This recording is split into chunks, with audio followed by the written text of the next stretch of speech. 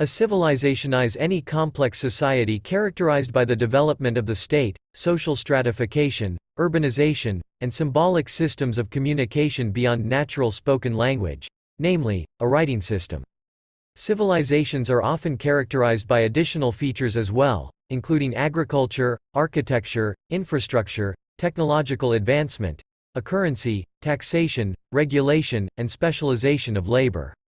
Historically, a civilization has often been understood as a larger and more advanced culture, in implied contrast to smaller, supposedly less advanced cultures. In this broad sense, a civilization contrasts with non-centralized tribal societies, including the cultures of nomadic pastoralists, Neolithic societies, or hunter-gatherers. However, sometimes it also contrasts with the cultures found within civilizations themselves.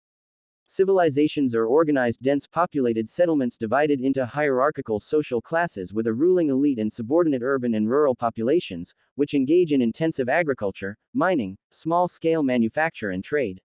Civilization concentrates power, extending human control over the rest of nature, including over other human beings. The word civilization relates to the Latin civitas or city, as the National Geographic Society has explained it. This is why the most basic definition of the word civilization is a society made up of cities. The earliest emergence of civilizations is generally connected with the final stages of the Neolithic Revolution in West Asia, culminating in the relatively rapid process of urban revolution and state formation, a political development associated with the appearance of a governing elite.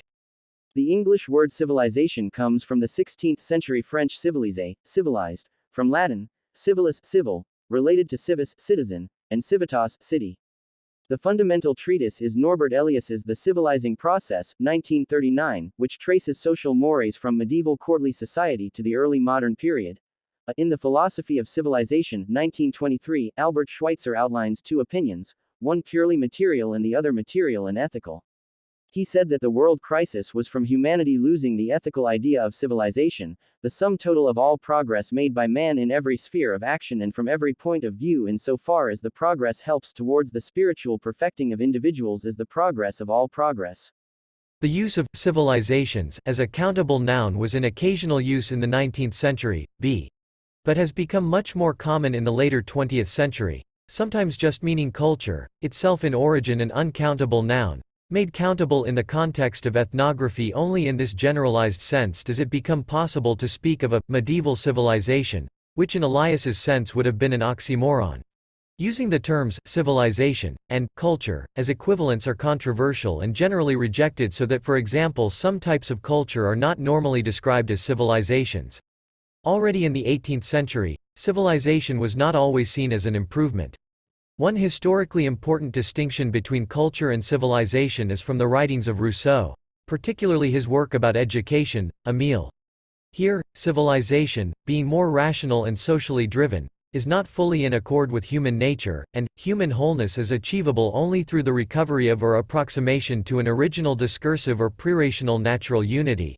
See Noble Savage.